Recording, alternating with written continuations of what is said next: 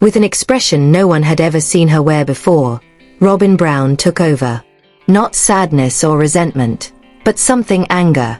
Additionally, she was holding a sealed manila folder rather than a script, not her notes, not anything private, nor anything menacing.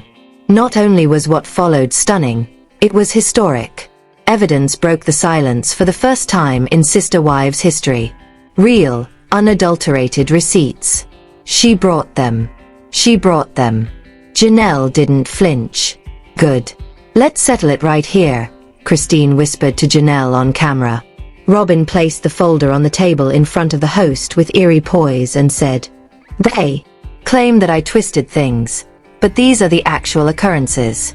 The ground beneath the fantasy the Browns had been living on for over 10 years started to crumble as Robyn's documents were exposed, revealing annotated calendars, screen-grabbed texts, voicemail transcripts, and a timeline of wreckage unfolded before the audience. It was messy, but brutal. Christine gestured forward, her arms folded, barely controlling her rage. "Is this your? Let's hear from each of us. But don't look for sympathy, just clarity." As each paper was revealed, it became clear that Robyn had kept her own account of Kody's slide, not only as a husband but as a father. Defense. Or is it your confession?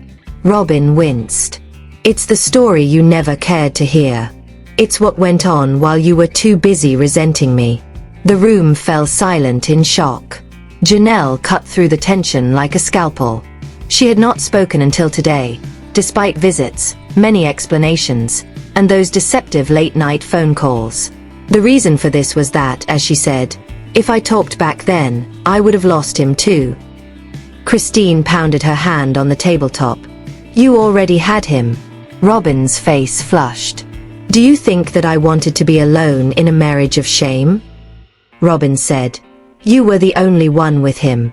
Did I not beg him to check in with his other kids, do you think? I asked him to leave. I told him to be a husband to all of you. He refused to listen." Someone from off-camera mouthed. "We rolled." The director nodded. TLC had struck gold on reality television at an enormous cost. In another candid interview, Kody revealed the lie. His face appeared pale, haggard, and defensive. "I was stretched thin. Everyone thought I had it easy, but I didn't." However, the calendar Robyn produced revealed otherwise. Nearly 84% of Kody's nights were spent in. The others, like Christine argument or Janelle conflict, were strewn about, cancelled, and punctuated with notes like these. Robyn didn't even flinch when asked about the notes. Whenever something tough came up, he would run. And where did he run? Here. "I stopped being a wife. I was his escape." Janelle shook her head. "We weren't the problem. He just preferred comfort over responsibility." And Christine, she looked directly into the camera. "This wasn't favoritism either. You don't know what I lost, Mary." But Mary refused to be swayed. "You lost Kody's attention. I lost myself." The kids speak. As the show came to a close, unseen footage was shown. Interviews with the Brown kids. Mary's shocking reversal. In a dramatic reversal, Mary finally addressed the camera. And for once, it wasn't in Robyn's defense. "I trusted you," Mary said, her voice breaking. "I stood up for you. I broke with the others for you, and you left me to stand in the fire alone." Robyn whispered. The final showdown, the tell. All finale wasn't about telling it like it was. It became a settling of accounts. Gabe, Gwendolyn, and Isabel each gave their own broken pieces of the puzzle. Gabe, on the verge of tears, said that we weren't a family, that we were his past, and that Robyn's house was in the future. Isabel went on, "He skipped my surgery, but he was at Robyn's birthday brunch the same week." Robyn buried her face in her hands, sobbing silently. "Did you live in the same home, or were you emotionally devoted to each of your wives?"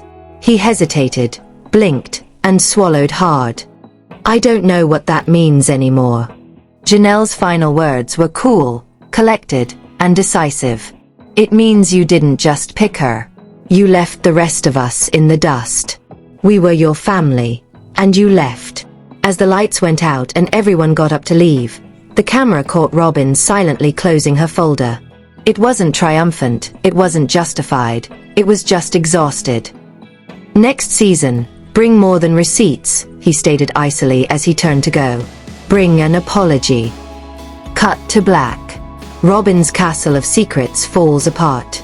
The studio air was heavy with the sense that something horrible had already occurred, but no one was prepared to identify it.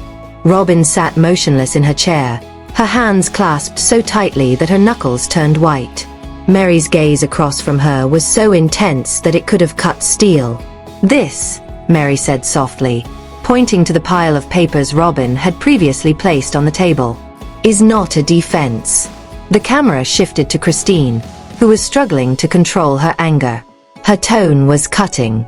Let me ask you a question, Robyn. If you knew he was distancing himself from all of us, and you had so much clarity, why didn't you say something? Robyn said, blinked once, twice, and then whispered, I thought it would clarify everything. Mary stood up. You should have tried explaining it 10 years ago. Janelle shook her head in shock. You sacrificed something? We all sacrificed everything. Behind closed doors, the Hidden Allegiance flashback clips rolled next unseen moments from previous seasons. Fans had witnessed Kody entering Robyn's home late one night, weeks earlier. Whenever I opened my mouth, he closed it. If I pressed the point, I was the enemy and I couldn't risk that. Not with my kids needing him.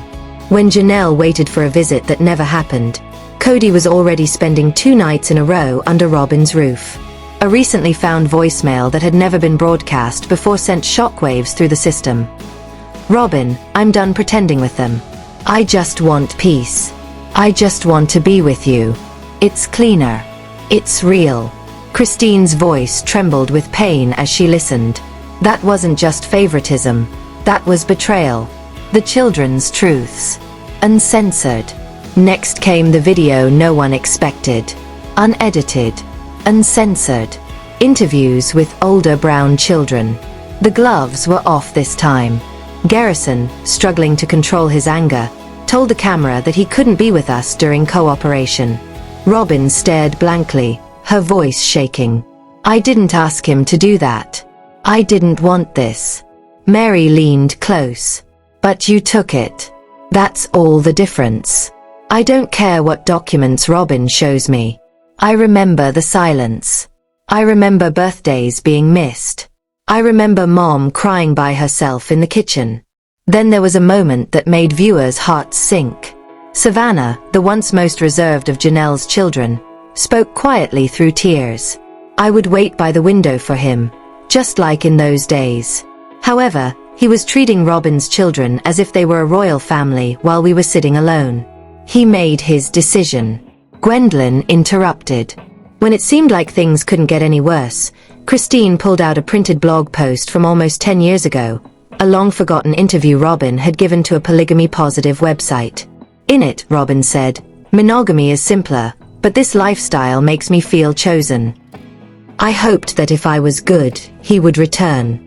The studio audience, seated behind cameras backstage, gasped softly. Robyn's past was weaponized. It demonstrates my value as a person. The print was in Christine's hand. Out high.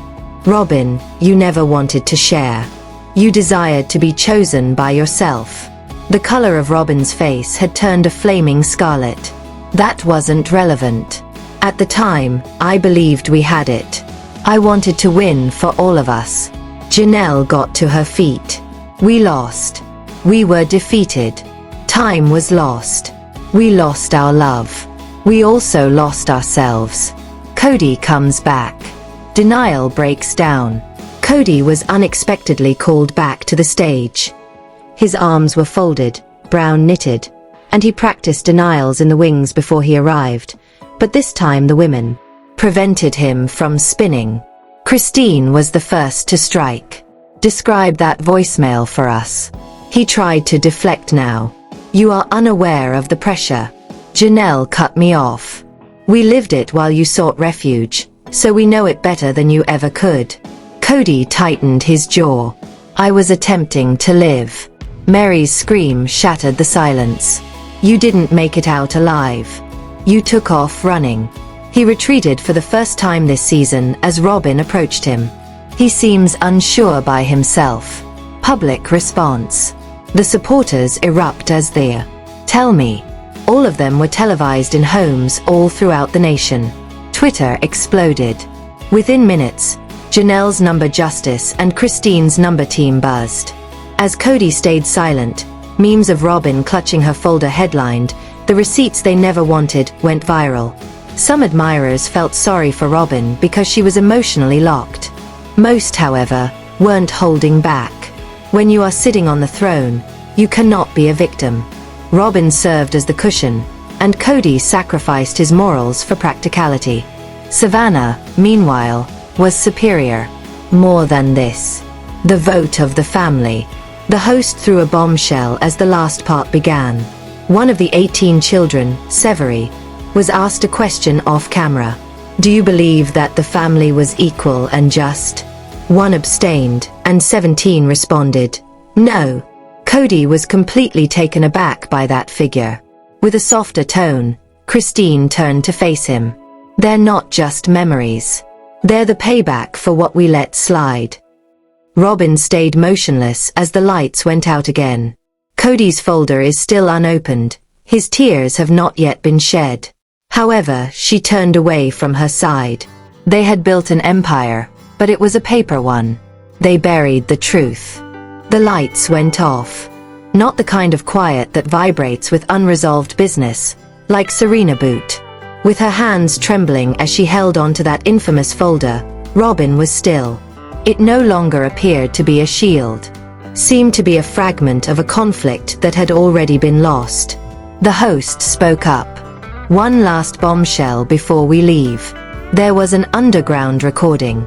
Off-camera talk between Kody and a producer, unaware that their microphone was still hot.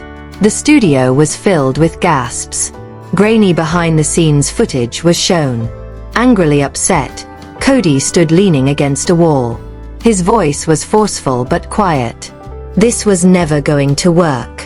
I didn't want to be the bad guy, so I persevered. But in all honesty, I broke up with Christine years ago. And when I married Robyn, Mary, that boat set sail. I engaged in gaming. That's all." The stage came back into view. Christine. Her cheeks paled as she stood expressionless. Janelle cast her gaze downward. Robyn appeared even more surprised. "You didn't say something to me in that manner." Robyn exhaled as if she was seeing Kody. The tone of a new Mary was chilly. "We now understand why the mirror never broke. As you didn't check it." Robyn snaps. Abruptly, something unexpected happened. Robyn stood up. Not out of rage. In breakdown, not in insurrection. I held on. She let out a gasp. "Since I had faith. The glue was me. I believed I could fix it. I considered if it was quiet, pleasant, and faithful enough, it would fix itself." She retorted to Kody. "You weren't merely pretending to be them, though. You were also pretending to be me." Kody opened his mouth, but he was at a loss for words. Robyn's voice broke. "I was the exception, according to Yoda. But in reality, I was only your means of escape." As she sobbed uncontrollably, her knees buckled and the camera team hurried to her. The wives, however, remained unmoving. All they did was sit. The surprise followed the secret letter. No one anticipated it. Mary, who had been withdrawn the entire time, pulled out a little envelope. She held the packet up and added, "I struggled with bringing this. However, I needed to demonstrate that we weren't all blind. Not all the time." She read it aloud and pushed the door open. "If you ever read this, dear Mary, you know that I lacked the courage to tell it in person. I apologize. I became someone different because I let the man you married vanish. I am aware of my callousness and the fact that I used Robyn as a lifeboat. Pardon me or don't. Remember that you were never at fault." Watch as Robyn's eyes widen with wonder. "That's what you wrote her." Kody appeared stunned. I overlooked that. Christine's voice was harsh and empty. Kody, that's the problem. We recall every detail. You don't recall anything. The kids step onto the stage. The producers held one more section as tensions boiled. 3 of the older siblings, Aspen, Gabriel, and Milty, made an unexpected appearance. Hand in hand, they walked onto the stage, clearly scared but determined. Gabriel was the first to go. We didn't come here to be critical of others, but we wanted to express something to our father and the audience that we were never able to. He spoke to Kody. You never had control, even though you believe you have lost it. You lost the faith you had. You buried your love behind walls, regulations, and dread. Aspen raised his voice. Polygamy did not cause this family to disintegrate. Because some of us received different forms of love, it fell apart because of prejudice. And we were all expected to move past that. Robyn caught my Kelty's attention. You were kind to us. That's what I believe. However, silence is not eliminated by kindness. And the most painful thing was quiet.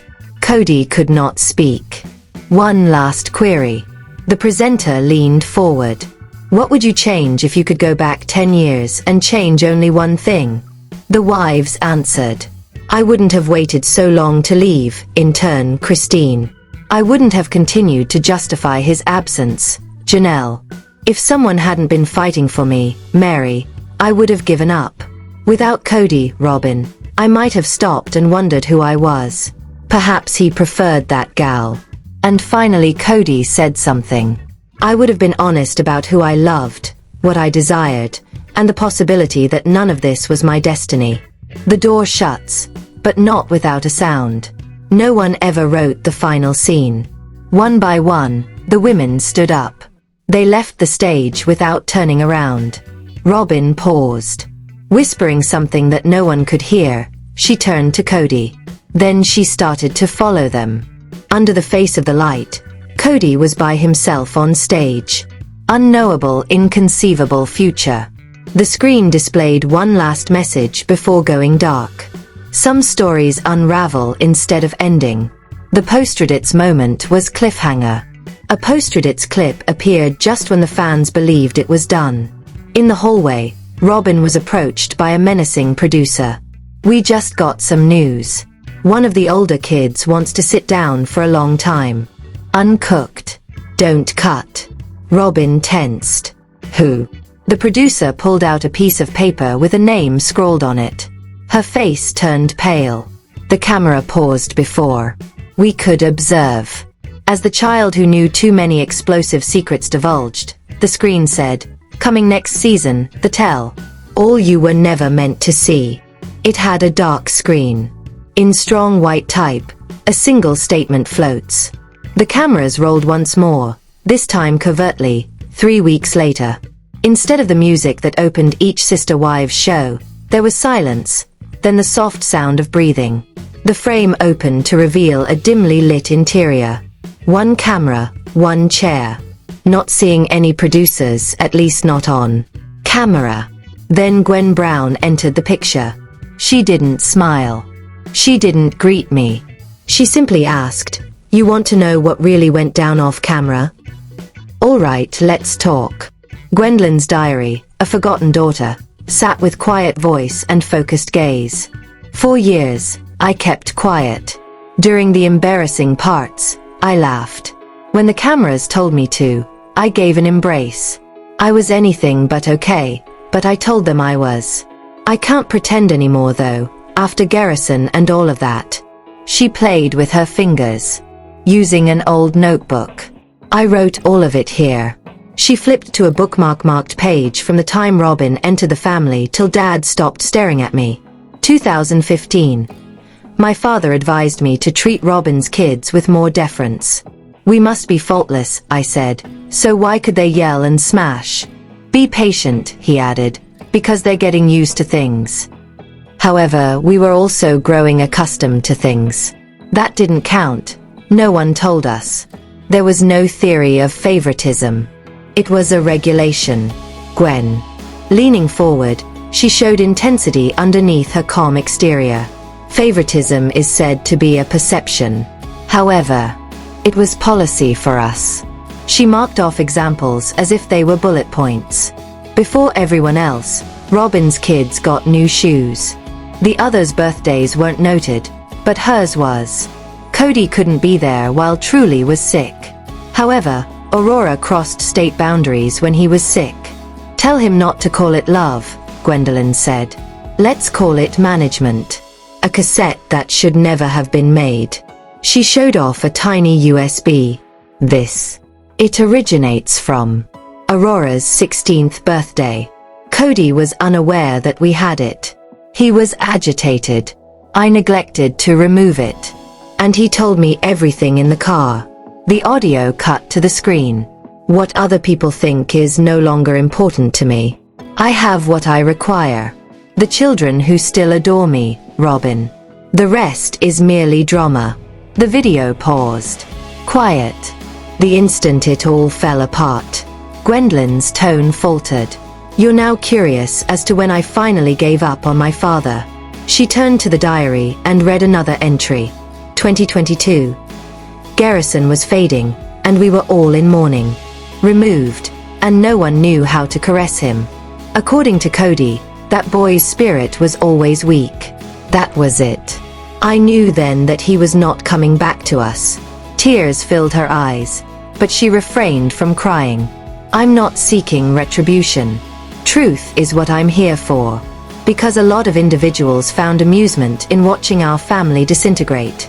For us, however, it felt like a slow-motion funeral with Kody behind the curtain, the one who pushed the coffin lid tight.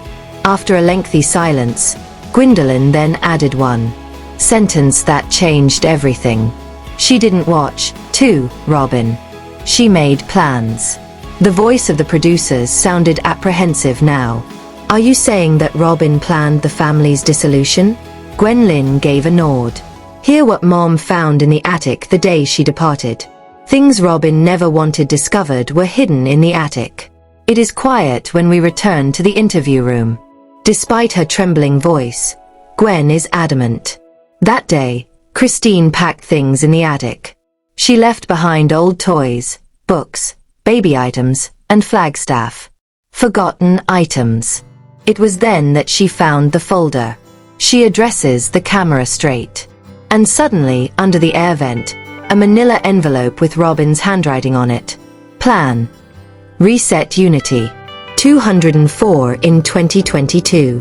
Christine's breakdown in silence. The focus moves to Christine. Just a few days had passed since she's gripping the folder when this interview took place. Christine is trembling and pallid. I had no idea what I was looking at. She takes a breath. Before I saw the chronology, I assumed it was simply receipts.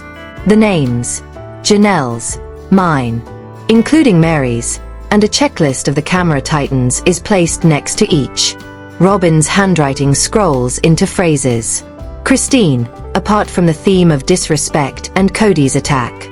Destroy dedication, coerce, and financial separation, Janelle. Mary, stay upbeat, delay, and go. Christine looks away and folds the folder. She not only destroyed our family, but she also documented it. A startling transaction and the money trail. Scribbles weren't the only things in the folder. Later, Christine and Janelle found bank statements that were credited to. Kody promised that the money from the family trust will be used for the development of Coyote Pass. Instead, almost $72,000 was sent to an account under the TLC Unity Holdings Group that was solely in Robyn's name. Below is Janelle's interview. I never saw a dollar of it, but when I questioned Kody about it, he said that Robyn needed her own reserve for legal protection due to the online haters. He also claimed that I was paranoid when I begged him to be honest. Kody's final remarks to Christine and his final phone call. Christine took action. She motioned to the producer, but she didn't want to play the recording. A voicemail begins.